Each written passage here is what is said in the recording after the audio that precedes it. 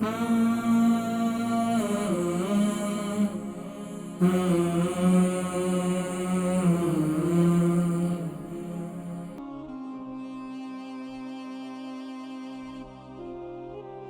कोशिशें करें ज़्यादा आइसक्रीम खाना, ज़्यादा कुल्फ़ी खाना और ज़्यादा फ्रोज़न आइटम खाना, इनसे बचें। दही वग़ैरह ज़रूर खिलाएँ और इसी तरीके से मैंने ज़िक्र किया लाइम का शरबत बनाकर पिएँ। इसी तरीके से आप तुख-मलंगा का शरबत बनाकर पिएँ, गुड़ का शरबत पिएँ। ये चीज़ें जो है आपको ताकत भी देंगी और आपकी सेहत को बेहतर भी करेंगी और ख़ास तौर पर जो आपके जिस्म में पसीना इसको इस मौसम में पसीने को खूब लेना चाहिए। क्योंकि हमारे जिस्म के जो मसाम है ना ये बंद होते हैं, बिल्कुल जिस्म के मसाम बंद हो जाते हैं, पसीना आता नहीं है। तो इस मौसम में कोशिश करनी चाहिए, गार्डनिंग करनी चाहिए, कोशिश करनी चाहिए गार्डन के अंदर कोई ना कोई काम-काज करें, कोई ना कोई ऐसी एक्टिविटीज़ करें, चाहे वो खेलें-कूदें, चाहे कुछ भी करें। बच्चों को भी इसी तरीके से लगाएँ और खुद भी, ताकि आपके जिस्म का पसीना निकले इंशाअल्लाह। तो उससे क्या होगा, आपकी आपकी सेहत काफ़ी बेहतर होगी इंशाअल्लाह। अल्लाह तबारक व तआला हम सबको अपना शुक्रगुज़ार बंदा बनाए और इन नियामतों पर भी हमें शुक्रगुज़ारी की तौफ़ीक नसीब फरमाए।